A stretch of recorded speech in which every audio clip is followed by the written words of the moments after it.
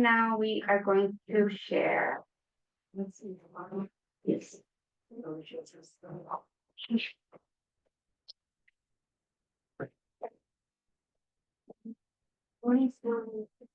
Oh. Okay. Oh.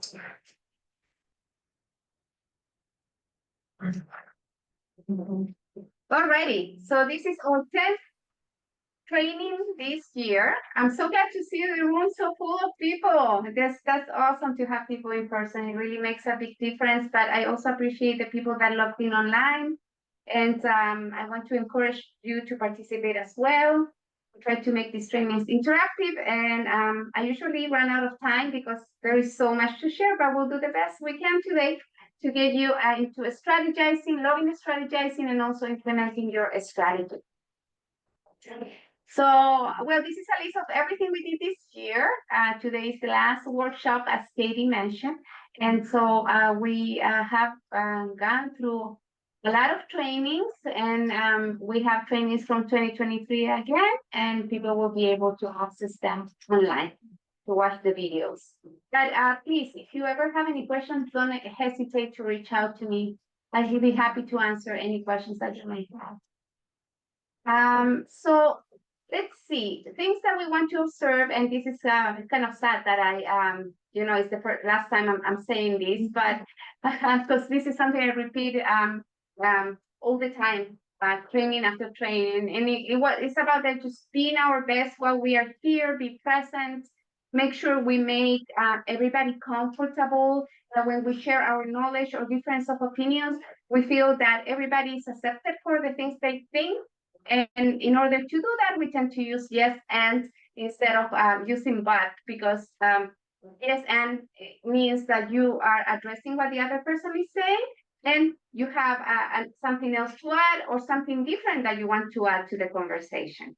It has worked very well in this group, I have to say. Everybody has been very generous with their knowledge. We want this to be a safe space in which people can talk about the things that maybe challenging or the things that are working out really well for them. So for those people that are participating remotely, I cannot see you most of the time. I think we have more access to the PowerPoints here. So if you want to add something, please just speak up. Don't worry about interrupting me. Just express what you're thinking, because I won't be able to see your hand up or any comments in the chat either. We will have one break. The break is going to be later in the session because we're going to cover a lot in the first part. For the people that are here, restrooms are on the end, on the right there. After the training, you will be receiving the PowerPoint, any supporting documents, the recording, access to the recording, and then the survey for feedback on the training. So what we are going to do today is talk about strategy and execution. So one of the things that I tend to think, and I may be wrong, but I think in my analysis of work that I have done over all these years, is that it's really, really hard to be a strategist and someone that implements a strategy at the same time. People are driven in general towards either building a strategy and creating plans, or implementing a strategy and be on the work, like doing things every day. So in my experience, every time I'm good at strategizing, not so good at implementing. I have like this mind that figures out plans, but sometimes when I'm doing the plans, I drop the ball a little. So but I have met a lot of people that are very good at getting things done, like real quick, and they have a really hard time and rejection to create a strategy. Those people feel that it's a waste of why are we even doing this if it's not like we are not going to follow it. I have met a lot of people that are doers. They're doing things one after another, and strategy is difficult for them. Even thinking towards the future is kind of the thing that they don't like to do. Most people that strategize tend to be kind of like, the bosses, the leadership, the people that are organizations, and they're not necessarily on the ground doing the work. So what is important to keep in mind is that both pieces are important. And for that, we need to be constantly communicating with the people that have the different strengths than we have, right? And really get buy-in from both sides. Why do we need a strategy, and why do we need to execute a strategy efficiently? So why do we want to think that a strategy and execution need to be aligned? The answer may seem obvious for people, right? But I have to tell you that in different articles I've read to prepare for this, one of the ones that I usually go to is the Harvard Business Review. They say that 3 out of 5 companies rate their organizations as weak on strategy execution. What does it mean? That you spend a lot of time and money on creating a strategy that never sees, its completion. And this is a problem that we see in all kinds of businesses. And I believe it's because sometimes we create a strategy and not everybody is aligned with the strategy, and we don't set it up correctly. So what I'm going to do today is I'm going to walk you through the different things that you can do to set up a strategy, whether it's for your organization or just for a program or an idea that you may have. And then we're going to talk about the important parts that are important to implement when you are really running a strategy. So the first part is going to be all about creating a strategy, and the second part is going to be about really executing the strategy. So,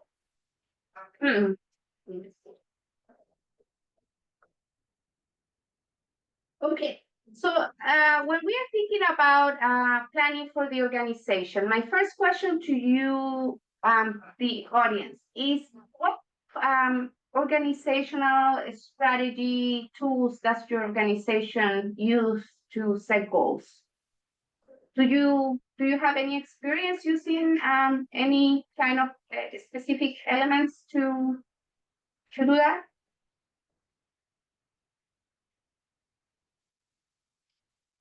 Does anybody work with an organization that has, for example, created a strategic plan for the organization? The redevelopment agency is in the process of writing their our next 5-year plan. Mm-hmm. And it's the second time that it's been done since I've been here. So, we do set one. And now thinking about it, now I feel like I need to read the old one and see how much it was executed. Right. And one of the things that happen with strategic plans is that they sit on a shelf. Yeah. They don't come through. And that's because there is a lack of connection between the people that are creating the plan and the people that are executing the plan. The Housing Authority also does an annual, like I just finished a 5-year plan. But I can say that, like for the 5-year plan, each manager did it in a vacuum. So how do you develop a strategic plan for the organization when you're just thinking in your own box? Right. And what may be the reason why people do it like in a vacuum in general? It's easier. Mm-hmm. For the Housing Authority, it's something that's mandated by HUD. Right. So we have to get it done by a certain time in order to continue our work. So it's one of those, do it and make it go away. Next. Absolutely. Lack of time is a big one. Like people are rushing through getting a strategic plan because they're mandated to do it. But it is easier because asking a lot of people is very difficult. It requires a lot of time, coordination, and so on. And in general, it's like easier, and people tend to think that they know what they know, and that they have the answers. But the reality, proven over and over again, is that they don't. So it's very important that strategic plans, in general, are inclusive of different stakeholders within an organization. The other second thing that is important about strategic plans is that they trickle down to the organization, and that everybody understands what is it that needs to happen in order to get to the goal that we set up. Hopefully we set it up together, but if it's mandated, then these are the goals and these are the things that need to be done in order to get to that goal. I like planning from the bottom up with the contribution of the higher uh, uh, management part, meaning that the bottom up, let's say programs, they are living real life situations that may be challenging and things that need to be resolved. They have the experience of working with people. And the management piece of it or the leadership part of the organization can take a look at the bigger picture and where within this specific program or plan this fits in the larger picture. So you need both of them. And so many times I am asked by staff members, well, where's your strategy for our department? And I'm like, I can't build a strategy without you guys. I can't come up with an idea and then tell you, here, run it. It has to come from both of us. You come with the ideas of what is really needed, and I'll come with the ideas of what the global picture looks like and what is involved into anything we want to do. But going back to the question, what other organizations do to, in general, to move strategic plans forward, are team plans, roadmaps, something called OKRs, which is like objectives and key results. The most common one is the KPIs, which is key performance indicators, or Gantt charts, or a spreadsheet. The important thing is that there is a way to track when you trickle down a plan to what needs to happen. And I'm going to show you what I like to use, which is a combination of different things to kind of keep track of what we need. So the thing that I see there is a big disconnect with, and here's the question: how are you? This recording thing is keeping me from reading what it is. How are you connecting those plans to your team's goal settings? And this is what is key. You come up with a plan, and then you have to set goals for your team based on that plan. And I think most people or organizations, because they don't have the time, because they don't have the capacity, because they don't know, are not connecting the bigger plans to the goals of the employees. If you could even take it down a little bit more, and you could come up with a strategy and then connect those goals to the program's goals, and then connect those programs goals to each person's job and what they are supposed to do, that's an ideal situation. The only problem is that in order to do that, it takes a lot of time. And you need to have people dedicated to have conversations and see how you can make it happen. But if you have the resources and the interest, this is the ideal kind of situation in which you are trickling down all of that. So I created this little graphic to talk about setting a strategy and how ideally it will work. So you start strategy by formulating the strategy and knowing your why. What is it that you are doing something? Once you have formulated what is it that you need to do, what is the problem that you are trying to resolve, you will have some sort of a strategy that you need to move into execution. In order to move to execution successfully, one of the things that you have to do is test assumptions.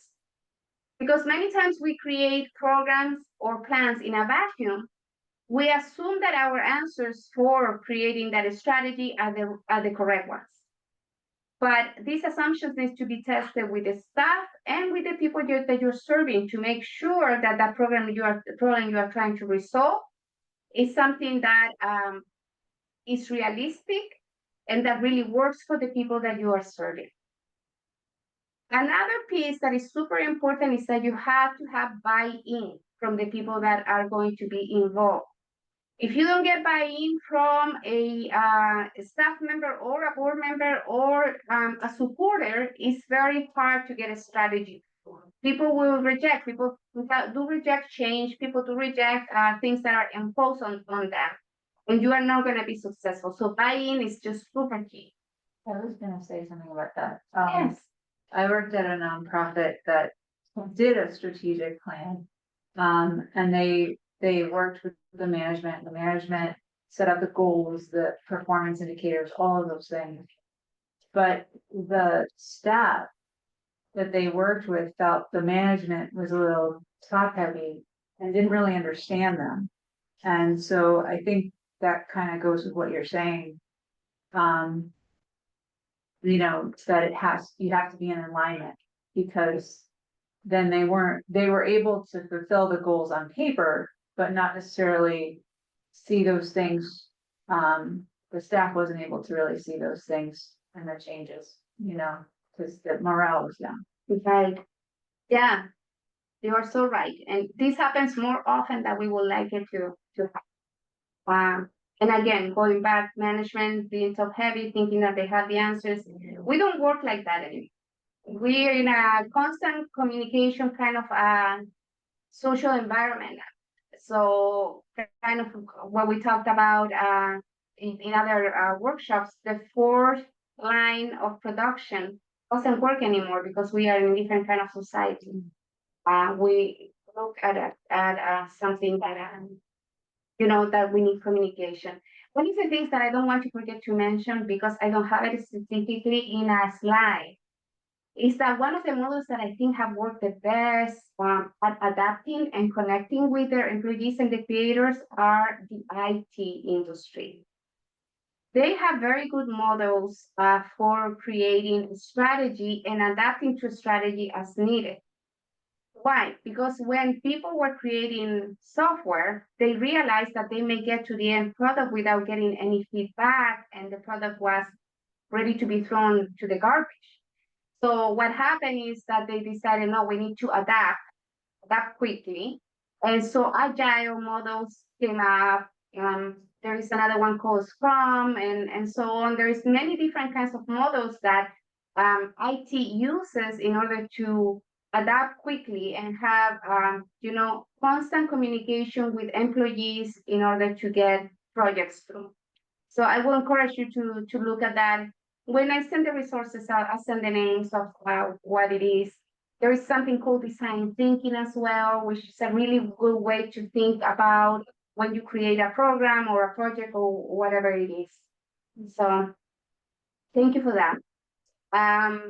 So once you have execution, you move into performance management. You want to make sure that your performance is indicative of the goals that we want to accomplish. But in order to get to good performance, we need to have things like clear responsibilities outlined in our plans. We have to learn how to cascade projects, right? Well, how are we going to delegate and they are going to be cascaded into the rest of the organization? We need to also be very clear about priorities, because when plans come in, sometimes your employees may need to leave something on the side in order to complete the task that is at hand or complete the program, and you need to have clear direction for them on priorities. And also you have to make sure that you have the right allocation of resources. Many times projects are created, plans are created, and people do not consider, I may need an extra staff member to be able to get this through. We may need an extra computer to make this happen. We may need a specific kind of software to make this happen. So those are things that are important to think about when you are working on your plans. Again, this is whether it's a big plan or a small plan. It's important to consider all of these things when you are working. And once you are in the process of managing the plan and working with people and making it through and cascading and giving people responsibilities and so on, you have to start measuring results as you go. Measuring results will help you know whether you need to adjust, whether we need to change, whether the things that you are decided you were going to do are working out or not working out. And this is something that needs to be done constantly. Don't wait until the end, because if you wait until the end, what is going to happen is that if you have a program that wasn't successful, the program is going to be too late to fix it, right? And once you get the results of how things are going, you work on readjusting, resetting your goals, and then you start the cycle again, right? You figure out what's your formulation of how you're gonna do things, if you're gonna continue doing them that way, or if you have to change a few things and you restart the cycle. So you can think about planning a strategy and so on as something that fits itself in a cycle all the time. So I want to show you a video, but I think I have one slide before then. Because in order for you to create any kind of decision around a strategy, clarification of the mission is essential. Sometimes we create programs and plans that are not in alignment with the vision or the mission. And I'm not talking a lot about the mission and the vision of the organization only. It may be the mission and vision of the department that you're working in, or the goal that you want to get at when you are, trying to get these programs through. So you have to make sure that your strategy aligns with the bigger goals. There may be something that may happen as organizations grow, is that organizations change over time. If you feel that this program really fits what you're doing, but it doesn't look like in alignment with the work that the organization, what the vision and mission of the organization is, you may need to take a look again at the vision and the mission to make sure that the mission today is aligned with what the organization is doing in general. So I would say that when we talk about what is the mission and vision of a program or something you want to run, knowing your why is super essential. So I have a video for you here that I love. I show it every time I can. I don't know if we have shown it in this series, but I think you will get the message from it. So I'm going to play it.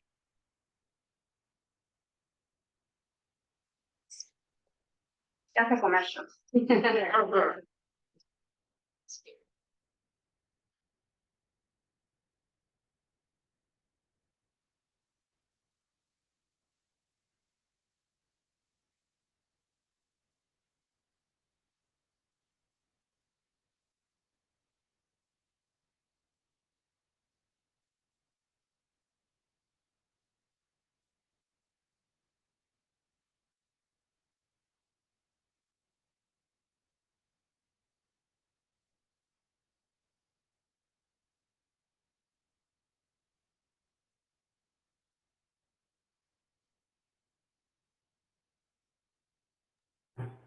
We can't hear the video.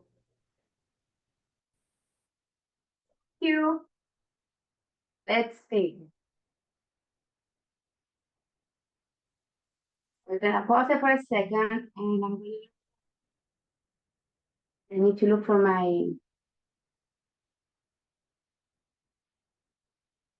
where is my Oh, there we go. yeah, here we go, and I need to share.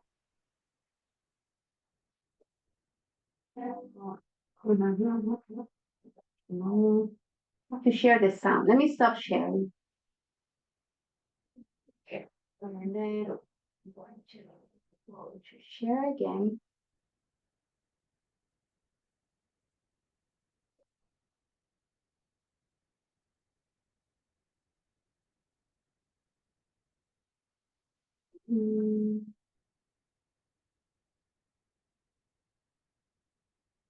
Share computer sound. There we go. Okay, let's try this again.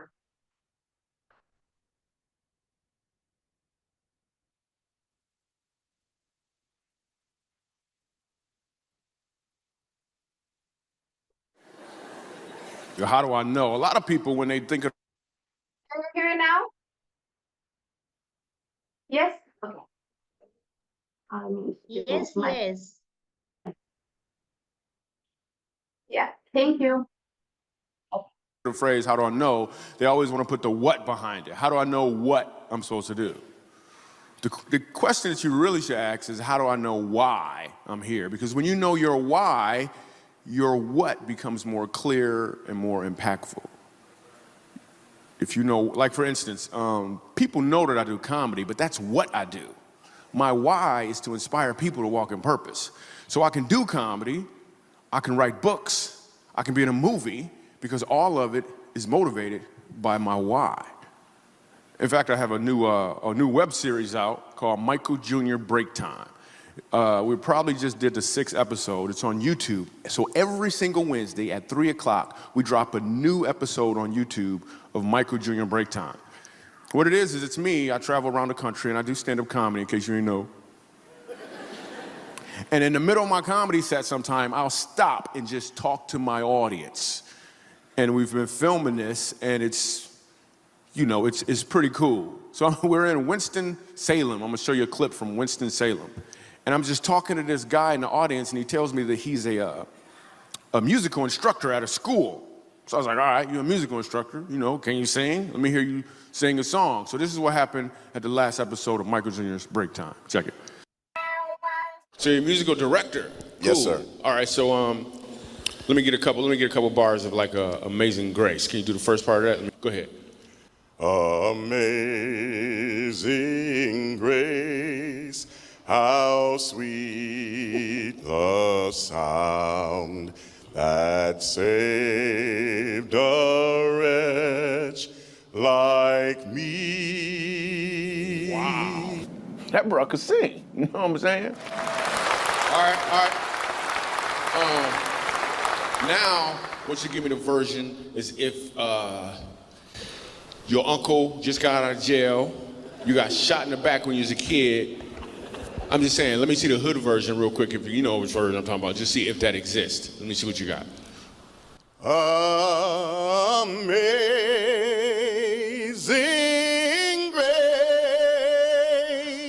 how sweet the sound that saved a wretch like me.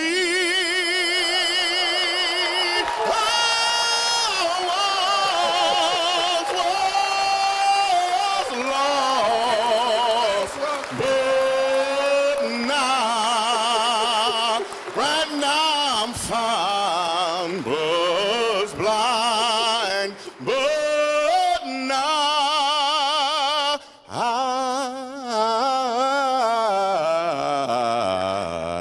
I see. Let's go. Now.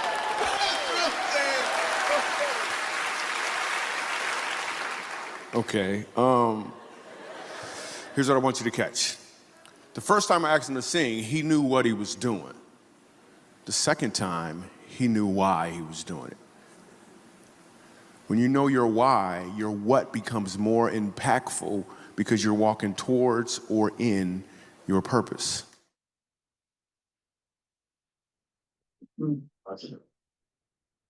Is that great? Yeah. Yeah. I think they exemplify very well what's the difference between knowing what we want to do and knowing why we're doing something, right? Does anybody want to make any comments here or in the audience, virtual audience? Nice voice. Yeah, I'll say so something. Yes, go ahead. So I'm the development director for Pacific House, and my job is to raise funds. And when I show people and I take them on a tour of the shelter, they know why, and then they know what. Very cool. If I also add to that, it's important to know the why, to inform your what, because me being new in my role, that what is changing all the time. And if I'm looking to other people that don't quite know that what, it can feel very overwhelming because you're just aiming at a target that seems like it's constantly moving. Versus when you know why you're doing what you're doing, even if the what doesn't make sense, it begins to unfold because you're remaining true to why you even started without knowing the what. So just thinking about that, I'm like, wow, when people ask me, what is it that you do? And I'm learning that encompasses so much, that remaining true to why I'm doing what I'm doing just helps me to remain grounded and not feel so all over the place trying to figure that out. That's awesome. Very cool. Yes, thank you for sharing that. And thank you, Michelle, for sharing as well. I just want to reflect on that and say that, yes, time changes and we are constantly adapting to what is it that the people we are serving need. And so keeping the why in mind is super important. And also, it helps inspiring people. It's not a laundry list of the things that we do, right? When people say, oh, what does your organization do? You go through the laundry list of all the things that we do. If we were to talk instead of like, we help people save lives. We help people keep their families together. We support people who want to grow in their professions. We want, and this is what the mission and vision are all about, right? It's like, what is it that we want to accomplish? And when you know your why, it's much easier to know the what, because now you know the different ways of which you can accomplish what you want to get at. But without having your why, you don't have a roadmap. You don't know where you're going. And that's why strategic thinking is so important. And when you are figuring out what strategy you are going to follow to serve people, thinking about the why is something that you should always go back to. So when you are, okay, you know your why, and you know what the needs of the community are, and probably you have a few ideas of how you will want to fulfill those needs that you are fulfilling. There are a few things that you should be doing. First, you want to develop strategic options. You want to outline different initiatives that you probably could do in order to fulfill that gap. Let's say you have only a certain amount of money and you have to choose between a food pantry or you have to choose between a childcare kind of thing. What are your options in between and in within those ideas that could be helpful? And getting together with your team is a really good thing to do all the time. Just talk about like, what are the problems we are seeing and how do you think we can resolve them? Not every idea that you're gonna get in the brainstorming session is going to be great. Most of the time, you are going to mix a few ideas together. But the goal of having those brainstorming sessions are so that everybody's points of view comes through and you get the best idea out of all the heads that are working together, right?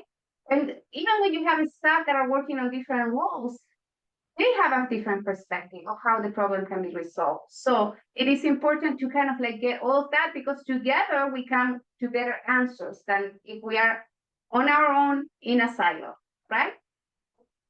The other thing that is important to do when you develop a strategy is to look at your competitors or the people that are doing the kind of work that is similar to you. There are two advantages of that, P3. One of them is that you can be very focus on what is it that you do that is unique, that is going to help people in a specific way. For example, cultural competency may be a really big one. In one of the places where I work, we usually don't repeat services except if the services need to be given in Spanish. If they need to be given in Spanish, we know that there is no such a source in the community, so we do it ourselves. Otherwise, we let the other people do the work and we just refer them out. And the cultural part is important as well. So defining, right, what is right for you to do or not can something that you can find out through the lens of people that are already doing the work. Second, the other piece that is important about learning about competitors is that you probably could learn on how they have done things and start by imitating what they do until you come up to your own method of doing things. Now, there is no problem with imitating what you don't have to be original all the time. You don't have to be that. You must learn by imitation. Little babies learn by imitation. I learned to give these workshops because I have seen other people do presentations and see what they do. So it's fine. You can just take on what other people are doing and kind of like work with what they have in order to observe.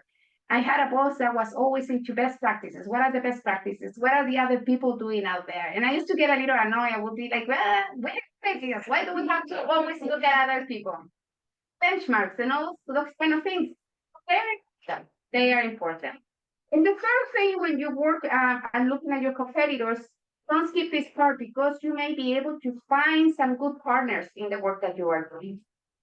If you are looking through, let's say your organization does something that is very unique and they only have it like in Florida and Baltimore. Maybe you'll be able to collaborate with those organizations that are doing something similar to get resources, to get access to, speakers, to get access to whatever you need, and maybe get ideas on how you can run your programs as well. So I think that one of the things that people in business as well, they don't like to look at competitors and see, oh, well, there's other people. There is a space for everybody, and everybody can do something that is very unique about their programs that will serve this unique population they're serving. So it doesn't mean that you are either duplicating services or, copying someone else's idea. There is a lot of advantages on taking a look at the competition. The other thing that is important is to have a comprehensive research as you work. So a lot of the things that people do are SWOT analysis, and I'm going to explain it in case people are not familiar with that. Kind of like taking a look at the whole organization and seeing what their strengths, weaknesses, opportunities, or threats are. To understand, right, where in the space that this program or this idea fits within the organization and what the organization and the people they are serving needs. So there is something called PESTEL, which is an analysis of the external factors that could impact your project. So you take a look at, the political, economic, social, technological environment, just to take a look at how it could influence, the work that you're doing. For example, I know that a lot of organizations are going to be affected by the change in administration. The ideas that are coming through are different to what we have seen in the last 4 years. And it's important for organizations in order to get prepared to analyze what does the political situation look like, right? If you think about environmental, the environment is changing every day. We have global warming, it's undeniable. People are having situations in which there is not enough water, there is not enough crops, there is not enough, and the help needs to be adapted to what people are going through because of environmental changes.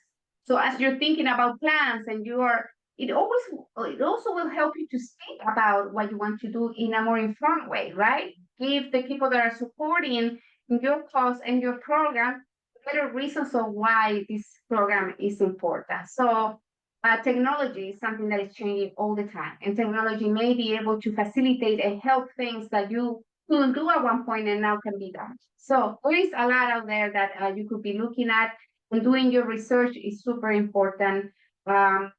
Whether you are doing it with your team or you are doing some research on your own, don't skip this part either.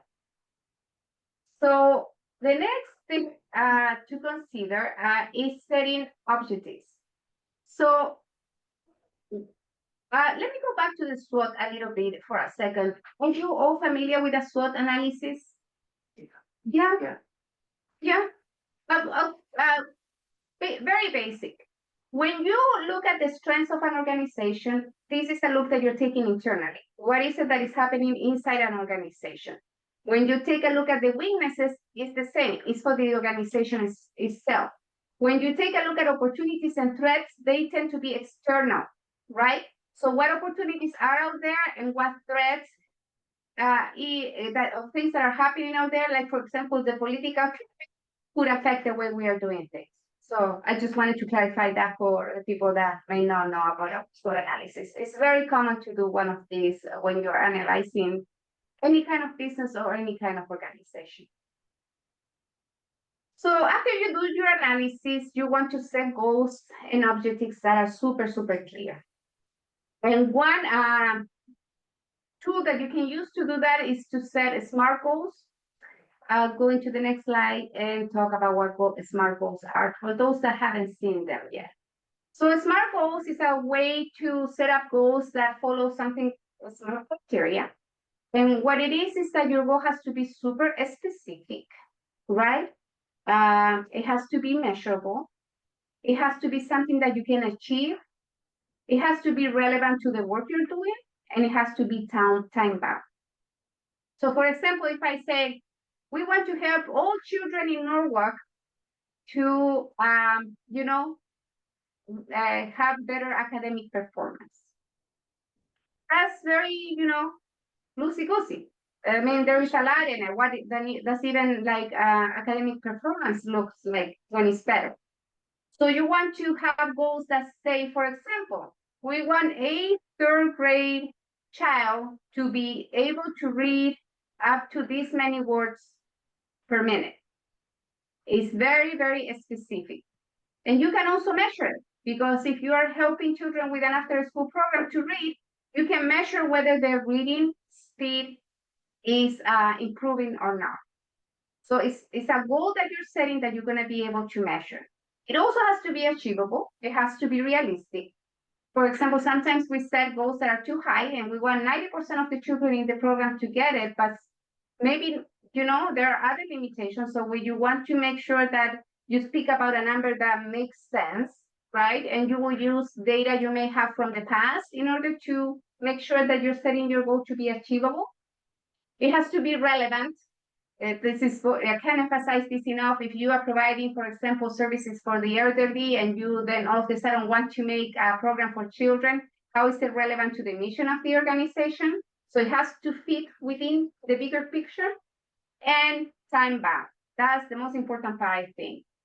So by June 2025, 60% of the children that go through this program will be able to read at a certain level and read this many words per minute, right?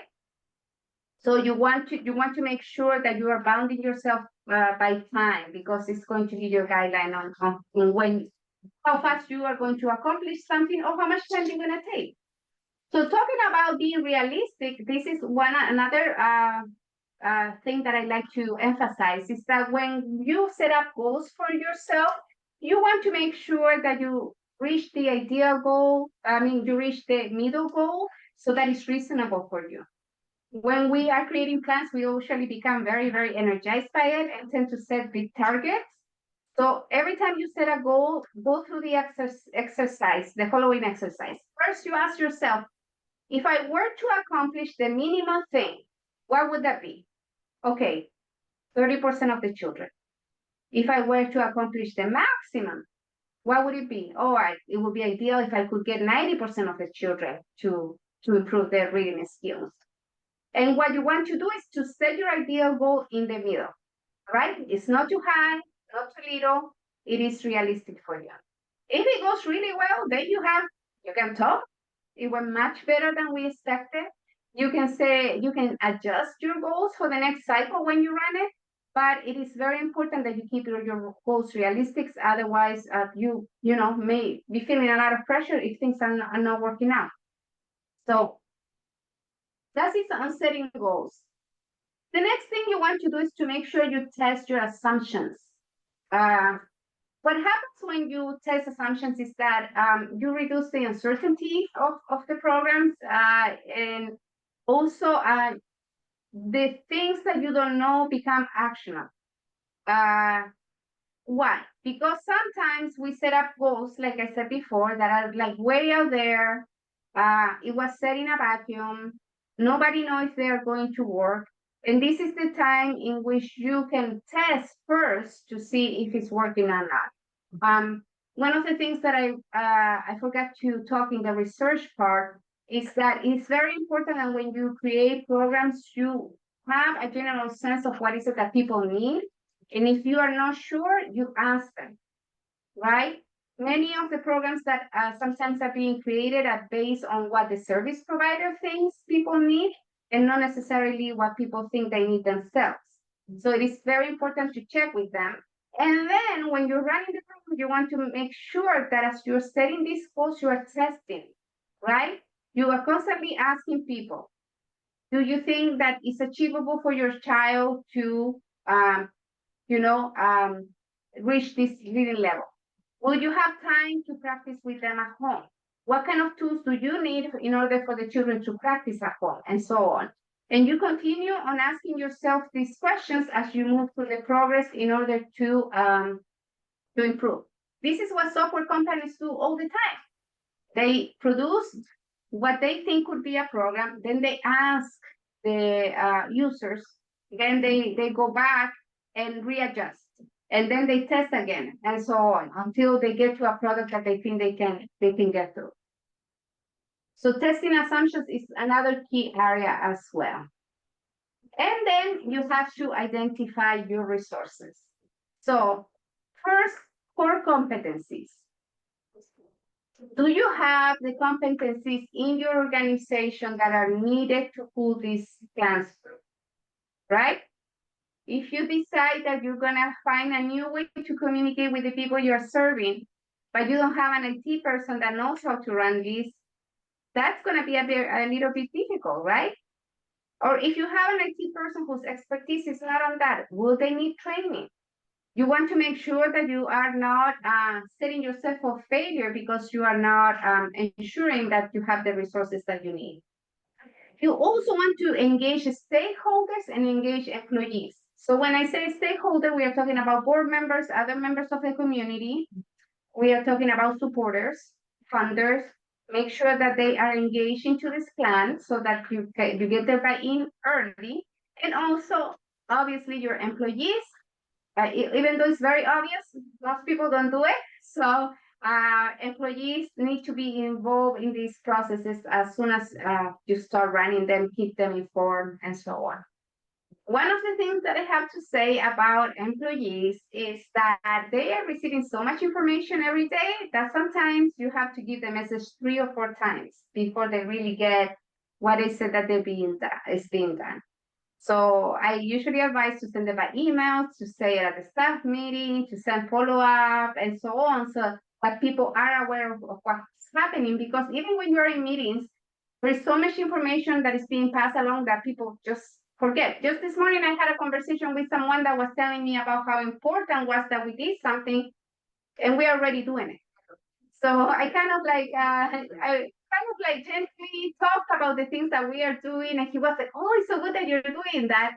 I know he has been at the meetings, but it's just human nature. I'm sure it happens to you all the time, right? And then the other thing that you want to do is to establish what are going to be your metrics for the performance. So key performance indicators are pretty easy to understand. And for a while I used OKRs, and I felt they were like a little too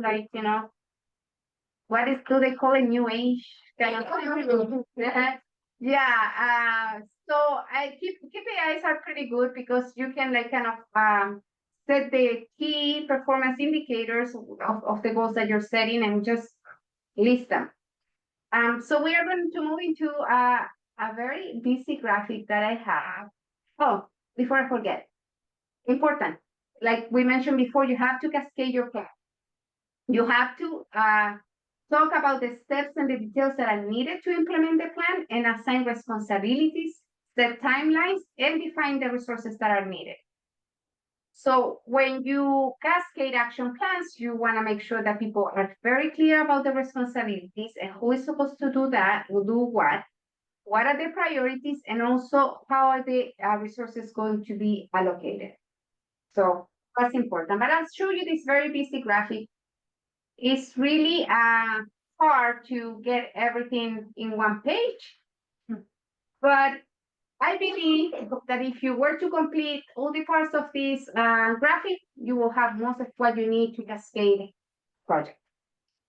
So the first thing that you want to have is what are you trying to resolve, right? I'm trying to that children are able to have better academic performance in general because they are reading better, right? And one day they will get to college. Let's say big picture, right?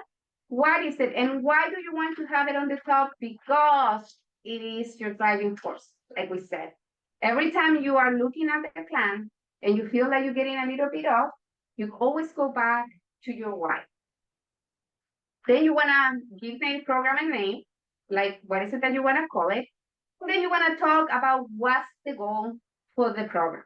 Like, what is it that you're going to accomplish? So what I advise you is to think in two different ways. When you talk about the why, you are looking like long-term, this is the reason why we do this. This little piece that we are creating, Argo, is going to help to move the needle to resolve this need that our community has. When you talk about the goal, you are talking specifically about what you want to accomplish within a period of time. It's specific. I'll give you an example. I'm a coach, I do coaching.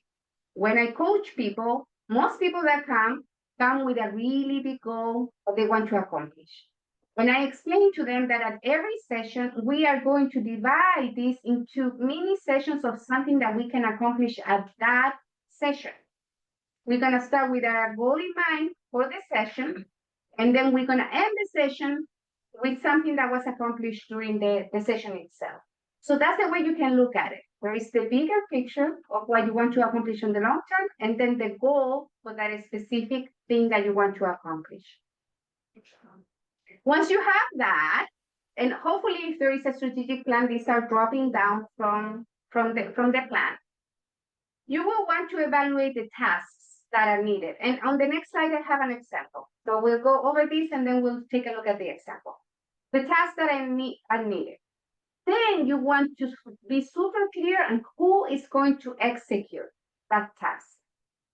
Normally, it's good to have a lead person that runs the whole thing and then a few partners that can help.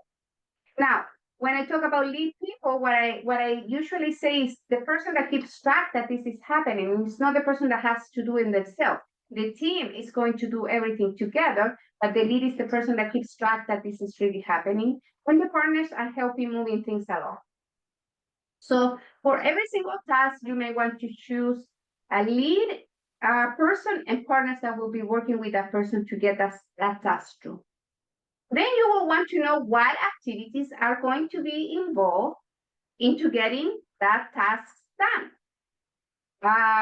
I'll give you an example real quick. Let's say I want to fix this room before the end of the year. I need to get paint. I need to get the painter. I need to kind of close the office for a week in order to paint the office.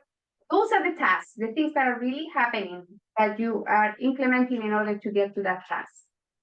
You want to set a deadline. I can't emphasize how important the deadline is. Even if you can make it, it's important to have a deadline so that people have clarity, right? Once you pass the project on how this is going to be implemented and by when it needs to be done. If you leave it open, then there are a lot of chances that other priorities are going to take, the scene. You want them to deliver at a certain point. And one of the things that I say about deadlines is, so deadlines have to be very specific. If you say I need this within a week, people will, be like, oh, within a week, it can be a week and a half, who knows, they say a week, whatever. If you say I need it for Friday at 5 p.m., and you're very specific about when the deadline is, there are more chances that you will get what you need. Next, you need to evaluate and write down what are the resources that you need to make that happen. I need to paint this room. I need money. I need help. I need volunteers. I need paintbrushes. What are the resources that I'm going to need to make it happen? And it's always good to list what could be the challenges. What is it that could stop you from making it happen? Why? Not because you want to be pessimistic. It's because you want to have some sort of a plan B in case those challenges appear. And you want to keep them in back of the mind and you want to be open about it. I think that most people will tend to think about what the problems are. And if you have that discussion with your team about what could be the challenges that could happen, they will feel like they're being heard as well.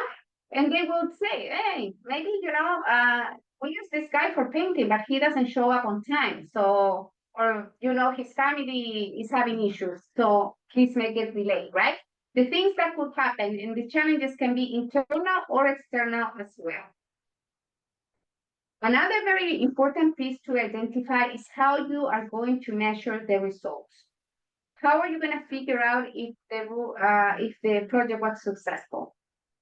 For example, by Wednesday, this whole wall is going to be done, or we're going to have the primer done. By Thursday, we are going to be getting the final touches, right? Just how are you going to be measuring that this is really working? Because like I said before, as you are implementing the strategy, it's always important to start looking at it kind of halfway and seeing, when is it that, whether it's actually working or not working. And then finally, your key results. These are the things that you're going to talk to your people that are working with you, to your funders, to the proposal in the grant, to whatever it is that you are writing this through. What are the key results of the program? Again, children will be reading, 60% of the children will be reading this many words by June. This is something that you want to lay out right away. Now, you could actually engage into real brainstorming sessions with your team by using all of these things and just guide them through each one of the points.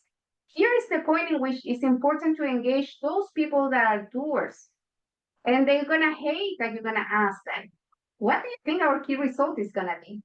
But you need their experience, you need to learn from them what hasn't worked in the past, what hasn't worked, what would be the potential problems, and what is it kind of like realistic for us to aim at. So you will need their minds.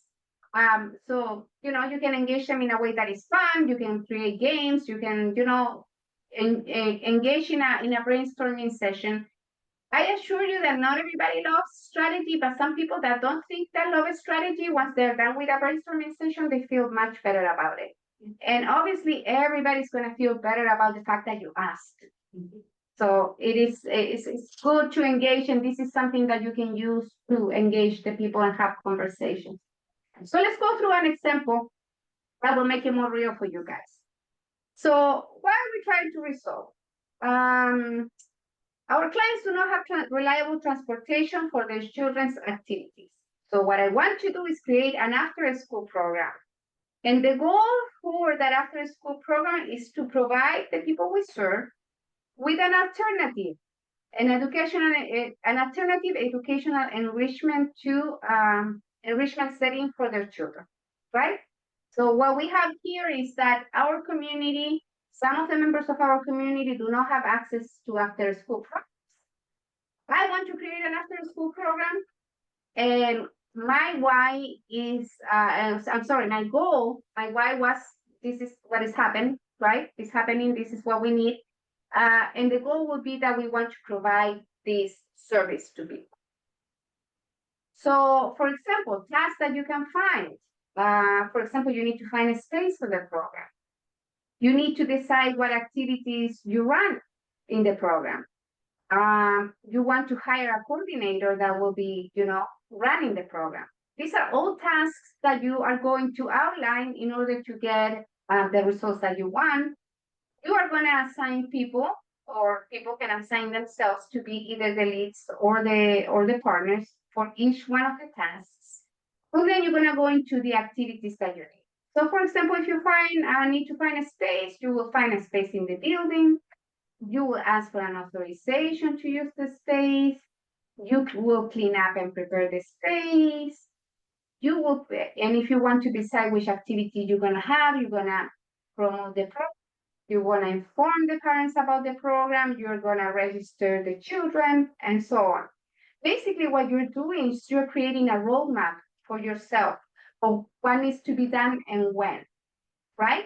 And then you can start looking at what kind of things we can do at the same time, what kind of things can have to wait for the other step to happen.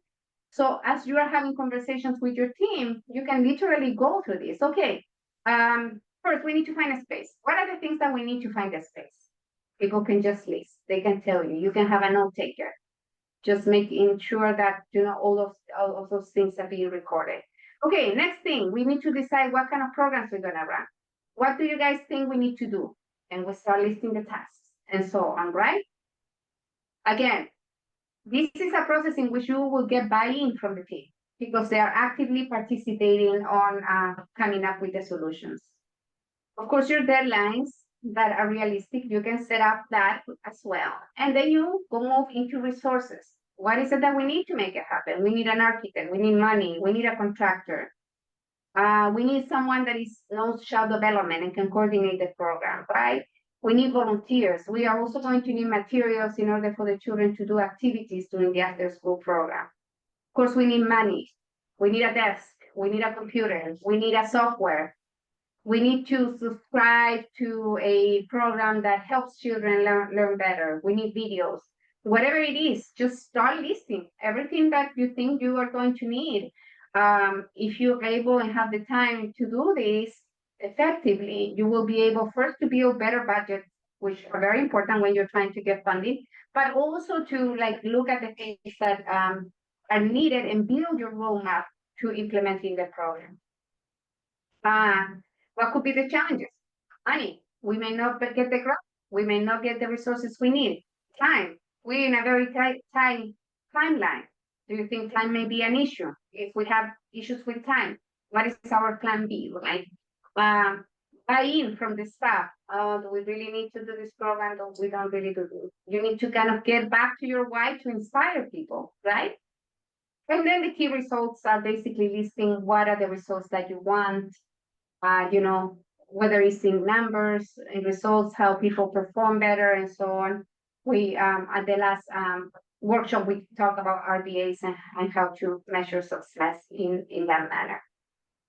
So, quick question, more like a logistic question. I'm glad you did this example because when it was blank, I was thinking that you had set it up so that you had the task, you know, and then who executes that task, the activities for that task, the deadline for that task. So kind of going across. yes, And the way I read it now, here are the tasks, here are the people who execute that task. Are the activities the activities for the whole program? You know what I'm saying? yes. The reason why I put it that way is because sometimes some things may overlap.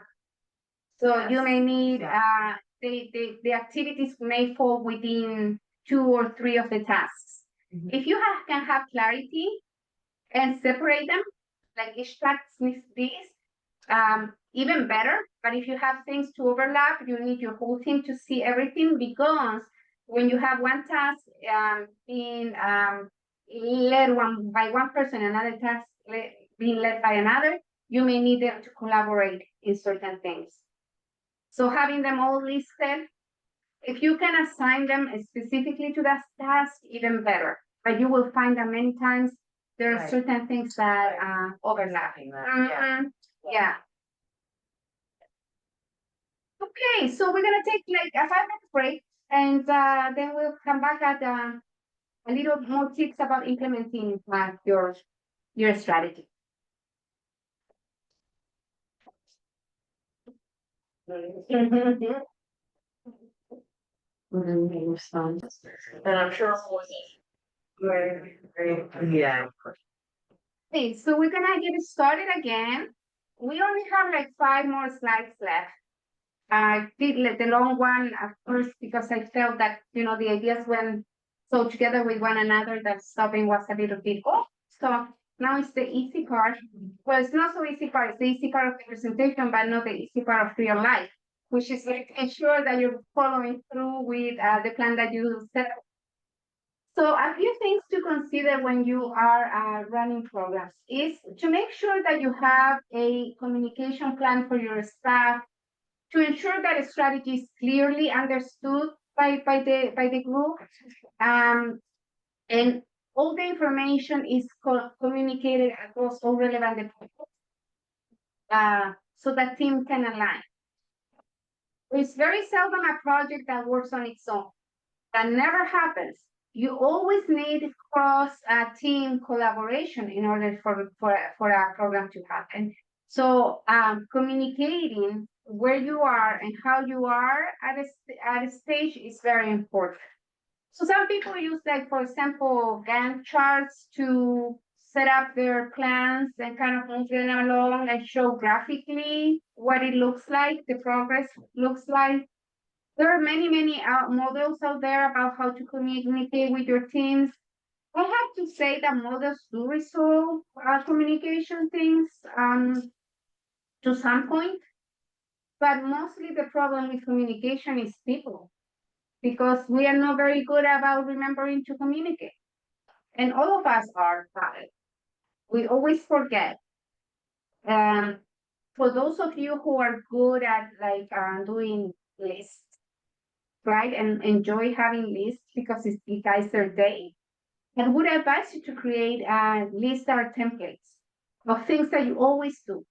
Let's say, for example, I need to use this space to teach a program and whatever. What are the things that I need?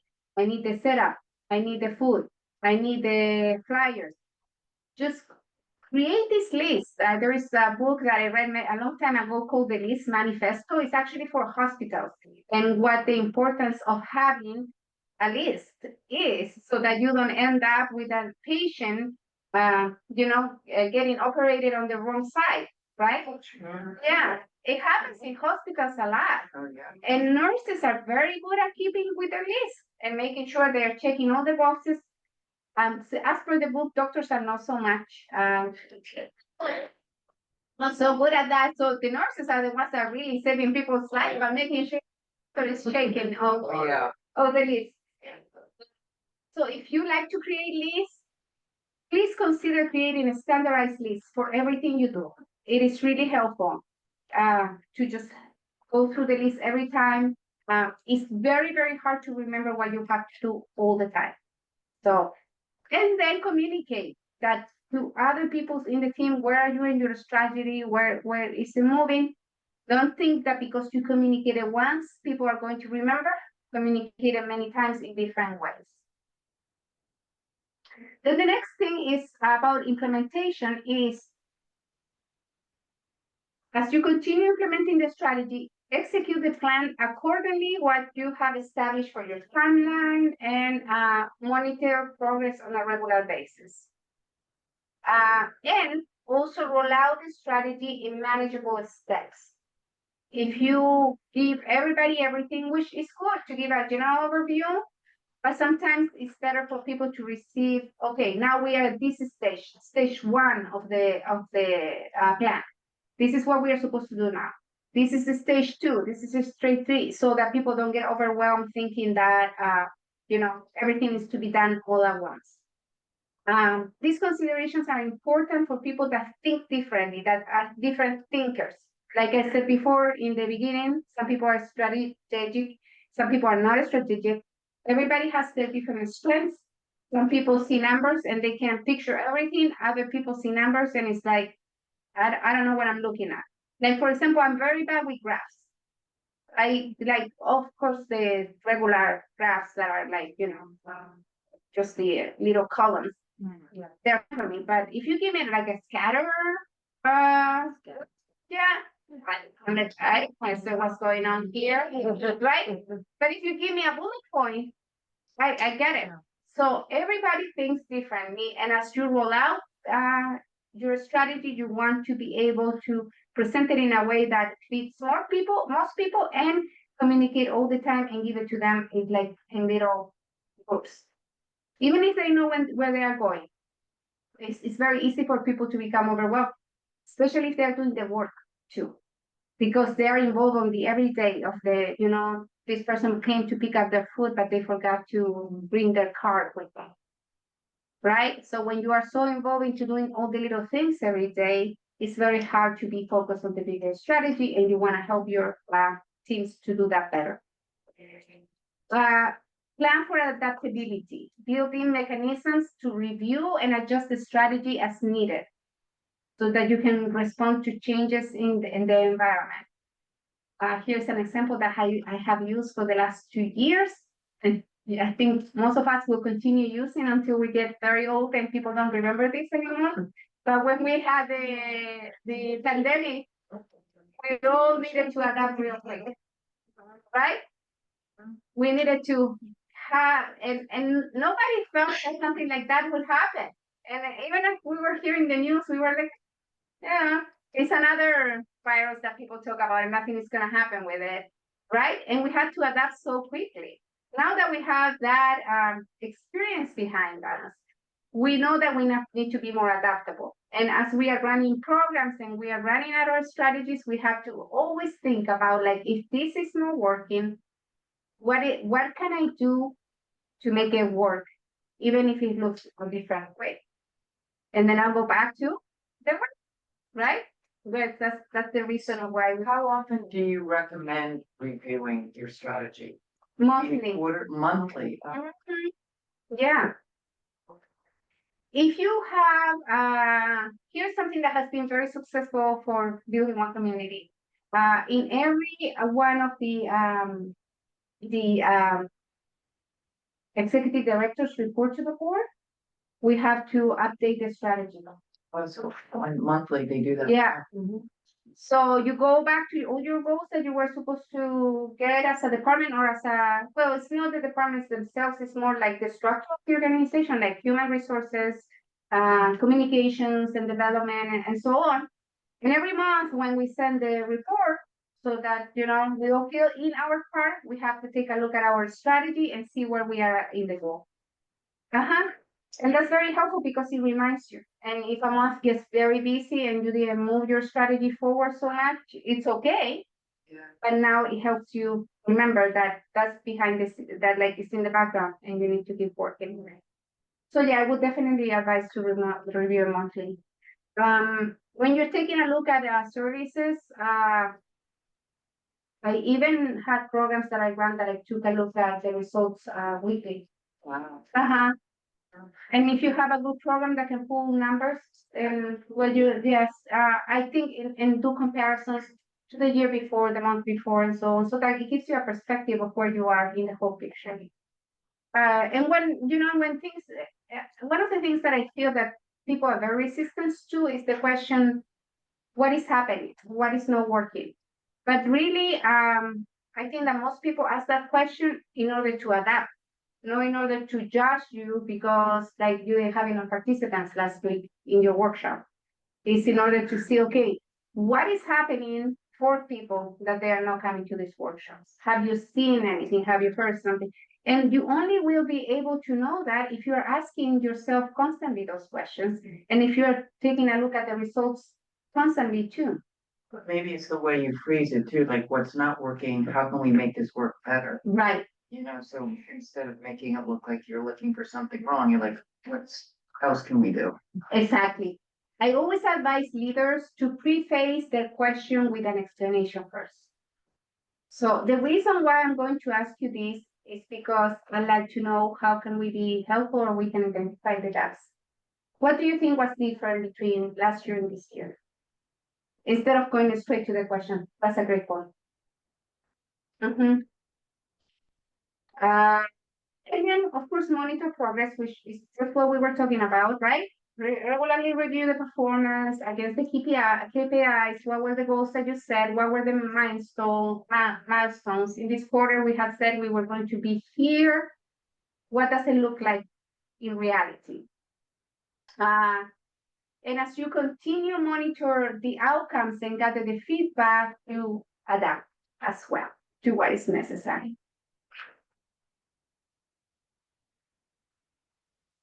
Ensure flexibility.